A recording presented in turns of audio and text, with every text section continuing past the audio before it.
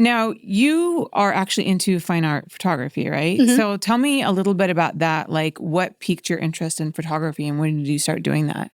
I started doing photography, when I was in middle school. I would set up little tableaus and have my sister pose for them, and that was really fun. I started doing self-portraits when I was in high school, and I always had an interest in it. I think because I don't have the best memory. And what I love about photography is it captures a moment, it preserves a moment, and you can refer back to it. It's something that I find incredibly valuable in my life in general. And I just enjoy the art of making a beautiful photograph. I've always been drawn to that. It's so weird that you said that because that's always what I say. It's like Yeah. you freeze a moment in time that will never, ever occur again. And I also have like an obsession with time. Do you? And like the passing of time. I have because I have a great fear of death, and which we don't have to get into all that depressing No, we can shit. get into it. I mean, But- I find people who are afraid of death so fascinating because of course, I don't want to die anytime soon. And I really enjoy being alive, but I also am glad that I'm not going to live forever. I think immortality is for the weak, honestly, because I think that it is only through death that we can truly appreciate a lot of what life gives to us. And so I'm afraid of the pain of dying for sure. And seeing someone else die would be truly horrible. Someone I know and love would just be truly horrible. And I know that grief will come eventually. But at the end of the day, I think that there is a relief and a stillness that comes from death that I don't think that there's anything to be afraid of in that way. But I'm curious, why are you scared of dying? I just think, well, I agree with you. I don't want to be immortal either. The idea of like living forever seems exhausting, No, right? thank you. But I also don't want to die. Just the idea of non-existence is really, I think it's the fear. I think it ultimately comes down to the fear of the unknown, right? Like, how can I just not exist? How can like there just be nothing? You know what I mean? Like that. How do you feel about space then?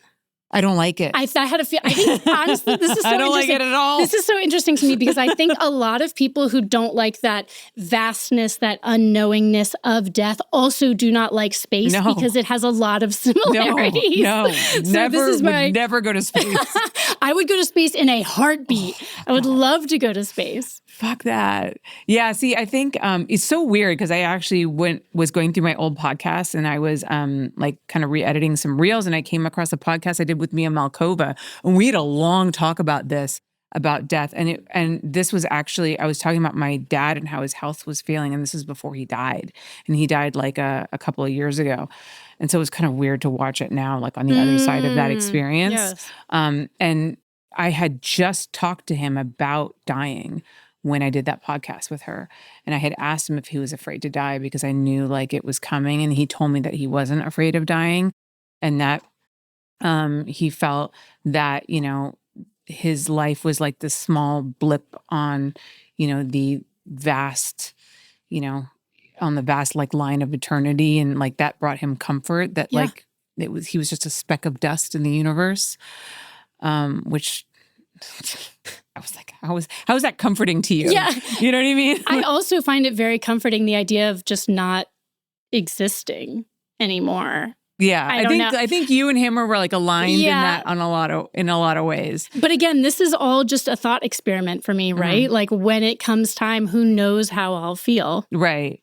I mean, I remember when my grandmother was at the end of her life, like she couldn't wait to die, you know? And she would say every morning she would wake up and she'd be like, I can't believe I'm still alive. Oh my gosh, yes, Grandma. She would just be so bummed. She'd be like,